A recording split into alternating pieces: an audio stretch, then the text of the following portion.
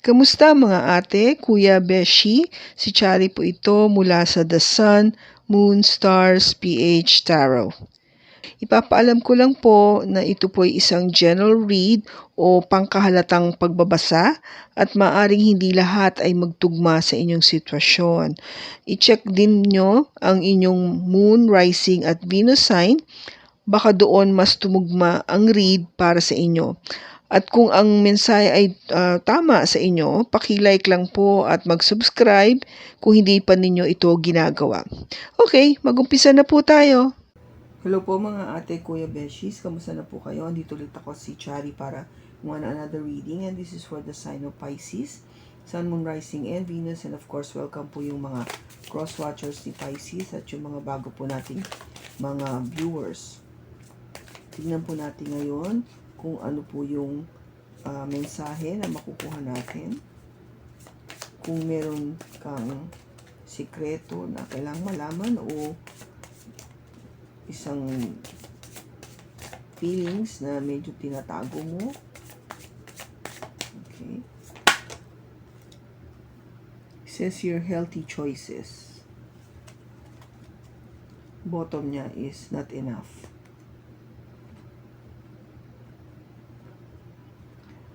Okay, Pisces. Healthy choices. Self-love, self-care, being happier, love and life. Ang sinasabi dito, Pisces, kailangan marunong tayo pumili kung ano yung makakabuti sa atin. Okay? Kasi nga, alam mo naman tayo mga Pisces na napaka self-sacrificing. Kung gaba, iniisip muna natin kapakanan ng ibang tao. Nakakalimutan na natin yung ating sarili. Madalas. Okay? Kaya, dapat, lagi rin nating iisipin o ilalagay sa ating puso at isipan na yung sarili natin. No? Hindi naman sinasabi dito ni God o ng universe na huwag ka na tumulong, but huwag mo rin kalimutan yung iyong sarili. Kung pwede nga, unahin mo muna yung sarili mo bago ibang tao. Pero minsan, mahirap gawin, di ba? Kasi naiintindihan ko yun, Pisces. Kasi nga tayo is, we all are so giving, no? Mapagbigay tayo, mapagmahal. Lagi ang naiisip natin, ang ating puso ay nasa kapakanan ng ating mga mahal sa buhay. Kaya ito ay kung gaba ay reminder sa'yo, pinapaalala sa'yo to Pisces na tignan mo rin yung sarili mo, mahalin mo sarili mo, alagaan mo sarili mo, maging masaya ka, no, be happier, of course yung love and life. Kaya kita mo naman yung picture, it's a salad, a fresh vegetable salad, 'di ba? Fresh, it has to be fresh. Hindi yung mga salads na punong-puno ng mayonnaise. Hindi ganon. Okay? So, it has to be vegetable salad na tipong sariwa. No? Yun yung sinasabi dito. Kaya, yun ang healthy kasi. Di ba? Yung mga, if we can eat the salad in its natural form, yung raw, no, hilaw, mas mabuti kasi less yung preservatives na nilakalagay o yung mga additives na dinadagdag dun sa mga sinasama pa natin na doon sa ating salad, like yung mga processed cheese, yung mga mayonnaise, no? Okay lang yung if you make that dressing na healthy, which is olive oil, vinegar, lemon, salt, pepper, yan. Kasi on its natural form yun eh. Pero kung ang gagawin mong salad ay yung mga Caesar salad, yung mga ranch, yung mga tipong ganon, eh alam naman natin process na yon, na mix na ba? Somebody has produced that for you to consume, which is alam nating may preservative. So hindi yun ang gusto natin.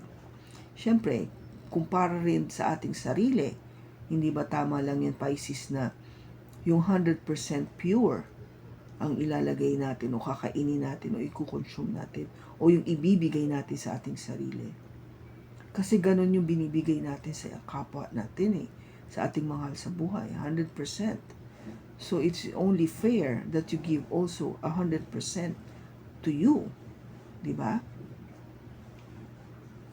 Dito kasi, not enough, no? Lacking confidence, self-sabotage, ego, and fear, frustrations. Oo, I would say na hindi naman lahat ng Pisces kinakalimutan ng sarili niya.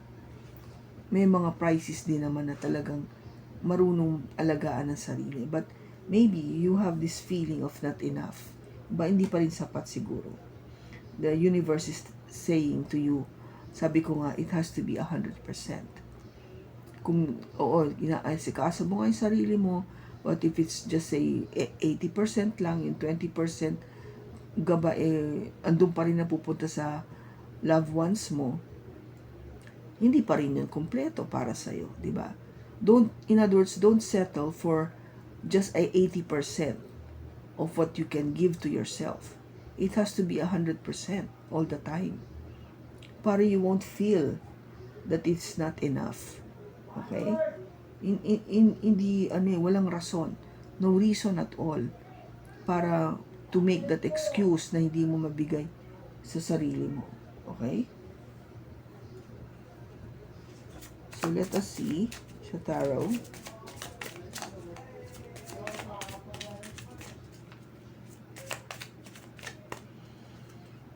We have the Emperor,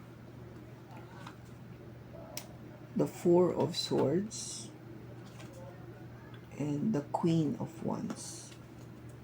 Bottom niya is the Wheel of Fortune. Okay, so Pisces. Wheel of Fortune.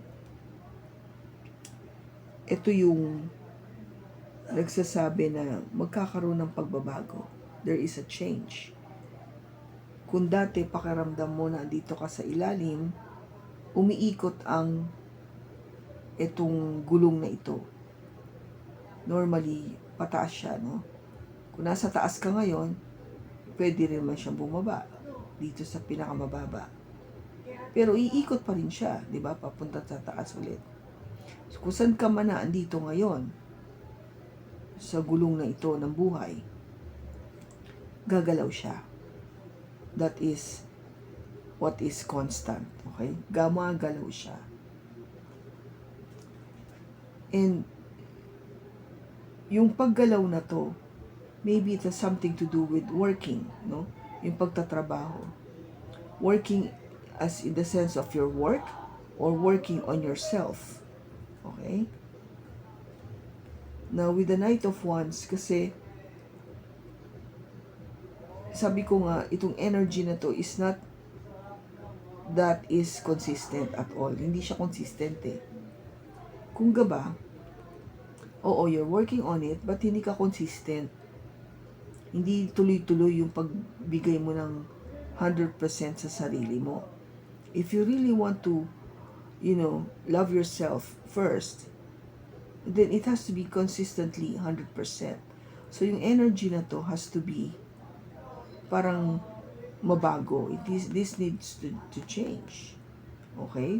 Para matrabaho mo na talagang umikot yung gulong ba ng iyong kapalaran na maging maganda at pabor sa'yo. Okay? Kasi dito yung Emperor, this is what you should be feeling all the time. Yung energy ng Emperor is somebody na alam naman natin kataas-taasan. No? The King of all kings. So, siya yung talagang determinado, siya yung nagbibigay ng utos, siya yung nasusunod, siya yung gumagawa ng desisyon, siya lahat. Alam niya lahat So, you should consider yourself to be an emperor or an empress. Yung take it as it resonates. Yung somebody na talagang binibigyan mo ng value o halaga yung sarili mo. Okay? And with the Four of Swords, this is the energy of taking a rest, pagpapahinga. But sa tingin ko na sinasabi dito, you would only take a rest if you need to take a rest. Kasi it is what your body needs, no? Magpapahinga ka kasi kailangan ng katawan mo ng pahinga. But in terms of loving yourself, you don't take a rest. Hindi mo pinapahinga yun. You continuously doing that for yourself. No? Up to a point na talagang nasanay ka na oo, ako muna. Mahal ko muna yung sarili ko. Intindihin ko muna yung sarili ko bago kayo.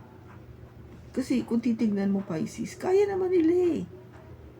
They can handle it. They can stand on their own. It's just us being so helpful all the time. Kaya parang nasanay sila, na spoiled natin sila.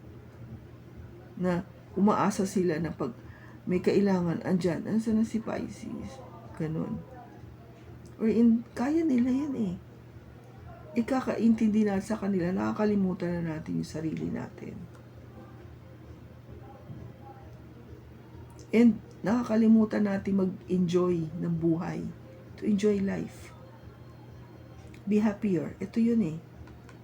The Queen of Wands. Kasi ang Queen of Wands is somebody na very, yung kung gaba, in terms of yung social life niya, masaya siya. Happy siya. Nag-ano siya yung talagang nag-all out. Kung tipong enjoy tayo. Ganun ang dating niya. No, ganito yung energy na pinapakita niya. For you to be happy. Huwag mong i-deprive yung sarili mo na maging masaya. Kasi may karapatan ka maging masaya.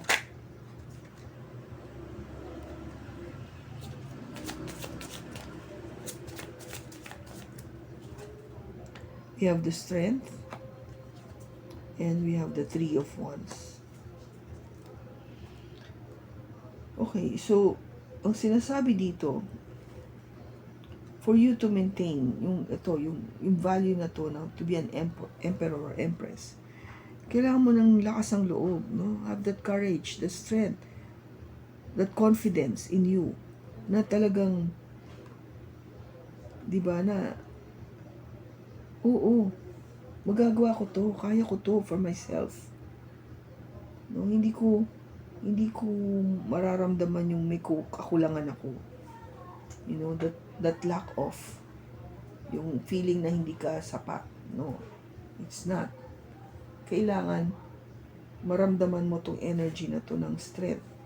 This is an energy coming from a Leo. Kung may Leo ka sa chart, then you should feel this way. You know how to feel this way. Para maging confident ka, no? Malakas ang loob. Sigurado sa sarili. Okay? Yun. The Three of Wands is looking forward, no? Looking forward sa future that you can do this. That you can do, you know, loving yourself, being yourself, making yourself happy, knowing that you are enough, no? Hindi ka, sapat ka na, tama ka na, hindi ka kulang. Knight of Wands, Eight of Pentacles, and the Hangman. Now, yung energy mo, no? You have to stay, sabi ko nga, itong energy na to, you have to remove this, being inconsistent. You have to work on making this energy na mawala, no? Kasi, mayroon time na oo, gagawin ko, and then, balik ka na naman sa dati. Try your best to be consistent. And with the Hangman, this is your energy, Pisces. You are looking things on a different perspective, no? Tinitignan mo siya sa ibang aspeto o prospekto, sa ibang anggulo, kung paano mo nakikita yung bagay-bagay. Look at it on a different perspective, no? Huwag yung kung ano lang nakikita mo ngayon. Kaya siya nakabaliktad, no? Kaganon. Kasi gusto mo nga makita o maintindihan bakit kailangan mo bakit kailangan mong pagtrabahuhan o gawin itong sinasabi natin na healthy choice na to, itong having this self-love, self-care, being happy about love and life. No? You need to understand why. Para hindi mo nga maramdaman na you are not enough. Okay? So that you could give value to yourself. No?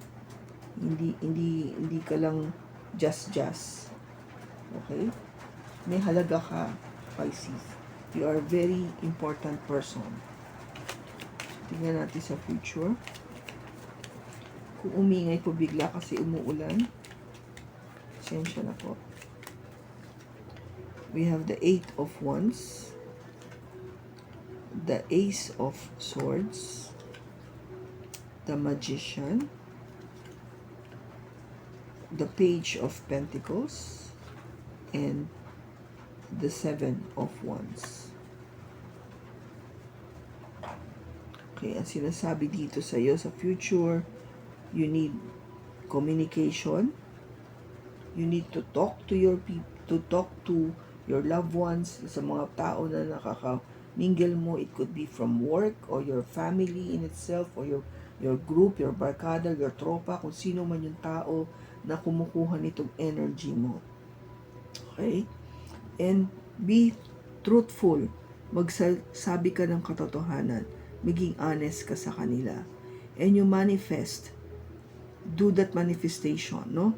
Isipin mo, pagdasal mo, i-dream mo na ito na sana yung mangyari sa iyo sa sarili mo. No? For you to be able to give 100% to you.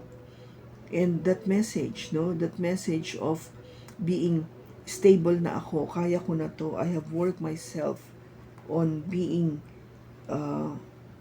having this energy of the emperor. No, yun. And stay to be protective of yourself. Protektahan mo yung sarili mo, Pisces. No, walang masama doon. Wala kasing ibang magpoprotekta sa iyo kundi sarili mo, and that is part of that self-love and self-care. Okay? Tignan natin kung ano yung message para sa iyo ni Angel.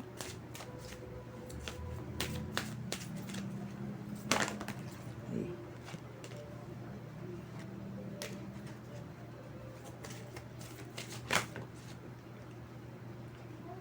It says here, Counselor, Archangel Azrael, you are a natural counselor, and many people benefit from your guidance and reassurance. Yes, di ba? Maano kasi tayo mahilig tayong magtumulong, magbigay ng advice, no? Mag-reassure sa tao na, oo, hindi ka nag-iisa, andito ko, mahal kita, everything will be okay, God is with you all the time. Yung mga ganun ba? You are such a very good counselor, Pisces. I understand that. But sometimes, di ba, kakabigay natin ng counsel sa ibang tao. We should also give that counseling to us.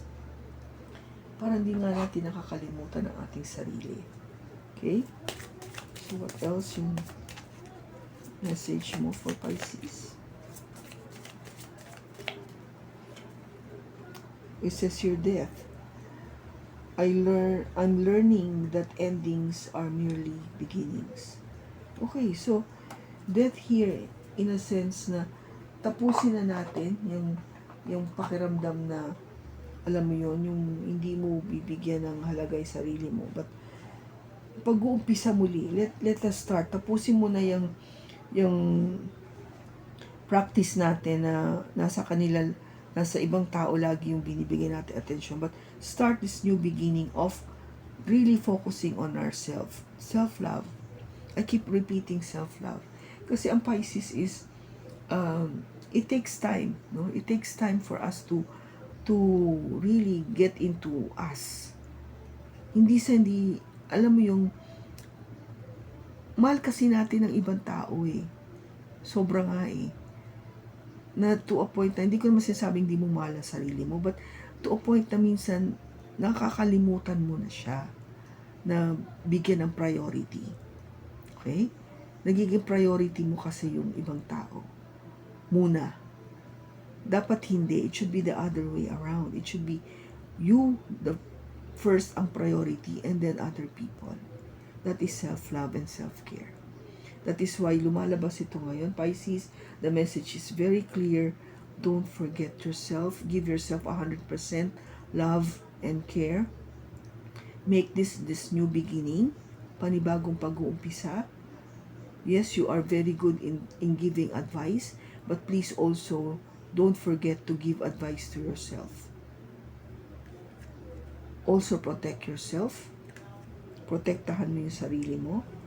Work on for this inconsistency para maging consistent ka na.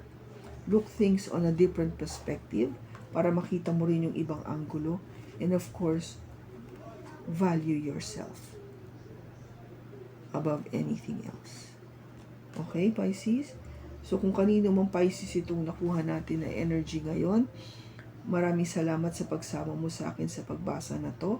Sana nakatulong ito sa inyo ng malaki. Sa susunod po muli, ingat ka and God bless.